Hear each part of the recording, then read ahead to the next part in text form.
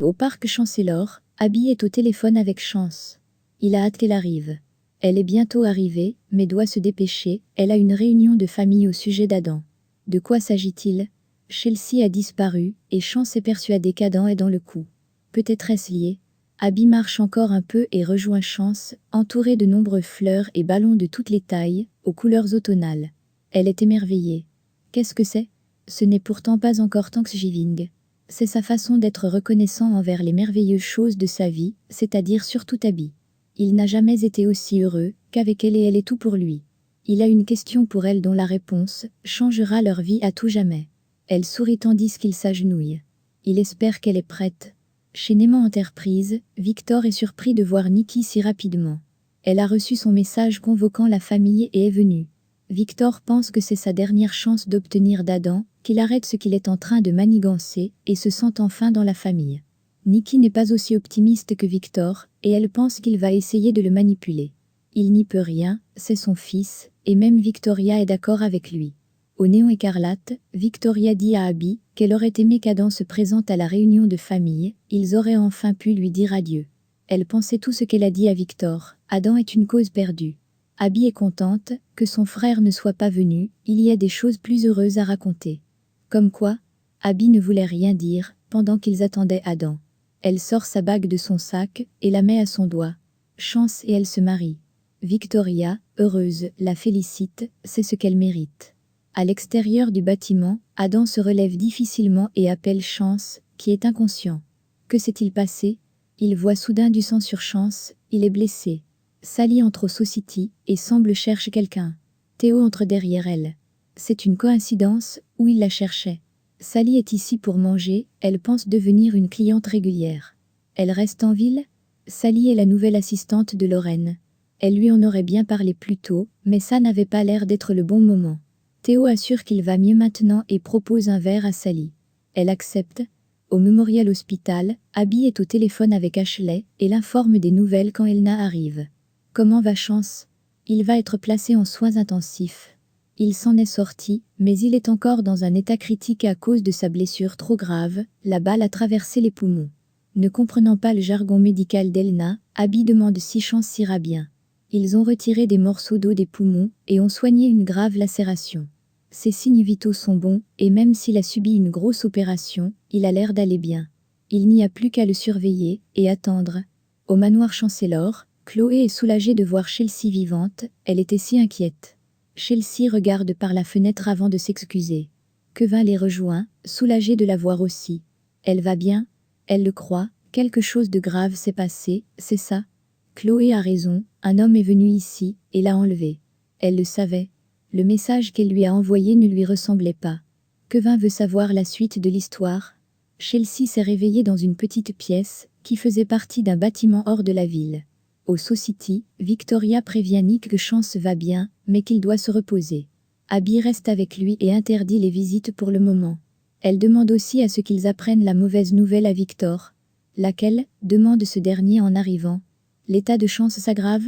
Non, mais Abby voulait que son père sache que la police a un suspect, ce serait Adam, répond Victoria en s'excusant.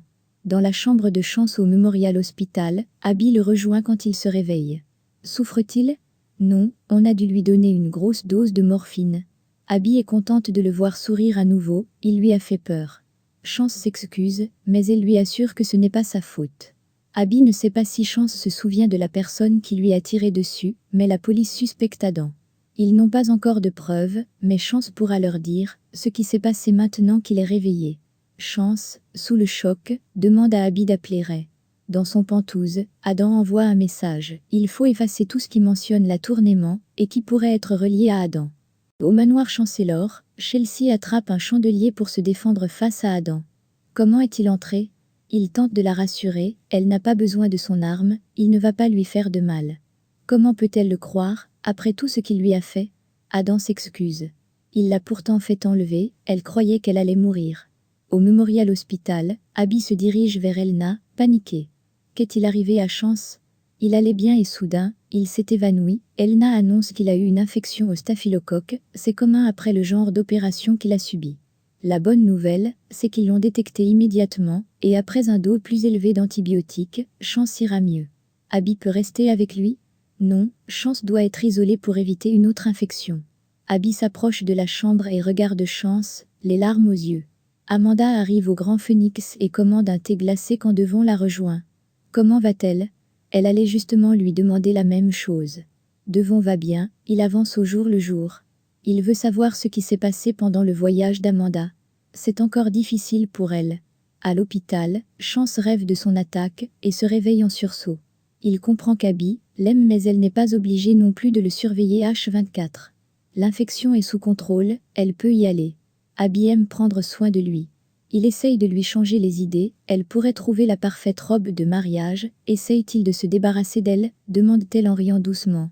Il la prévient, lorsqu'il sortira de l'hôpital, ils se marieront au plus vite alors elle devrait se préparer.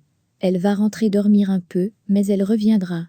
Au Néon Écarlate, Sharon est surprise par la venue de Ray. Il va travailler tard ce soir, c'est pourquoi il est passé la voir. Y a-t-il du nouveau sur le tireur de Chance? Elle sait bien qu'il ne peut pas en discuter avec elle. Mais il va tout faire pour trouver qui a fait cela. Puisqu'ils en parlent, Sharon a une confession à lui faire. Elle est allée voir Adam. Elle voulait le regarder dans les yeux et voir s'il savait qui avait tiré et pourquoi. Chez Chancellor Communication, Amanda se tient au courant des dernières nouvelles par Lily et Billy. Il n'est plus suspect, car c'était lui la cible de l'attaque et Chance s'est interposée. Pour Lily, heureusement que Billy n'a pas publié son article accusant Adam. Au Néon Écarlate, Théo prend un papier et commence à écrire avec le stylo qu'il a reçu en héritage, mais celui-ci ne fonctionne plus. On se moque de lui? Maria le rejoint, son stylo est joli. Théo le lui tend, c'est le sien, si elle le souhaite. Au parc Chancellor, Fess s'avance difficilement quand Phyllis l'interpelle. Fess tente de s'éloigner, mais Phyllis la rattrape facilement. La jeune fille n'a pas l'air d'aller bien, que se passe-t-il? Ce n'est pas ce que croit Phyllis. Fess sait qu'elle a fait une erreur, elle remercie une nouvelle fois Phyllis de n'avoir rien dit. À propos de quoi? Demande Nick en arrivant. Chez Jabot, Sally remercie Jacques de la laisser parler de Jabot Collective. Il lui rappelle que c'est qu'il qui dirige cette branche avec son équipe. Oui, mais c'est Jacques qui a donné son feu vert pour la ligne, il savait que ça allait être un succès. Mais pourquoi vouloir vendre Jabot Collective? Jacques répond que l'entreprise préfère se concentrer sur ce qu'elle fait de mieux, les cosmétiques. Jabot Collective sera entre de bonnes mains chez Fanmore, si toutefois il trouve quelqu'un pour le diriger.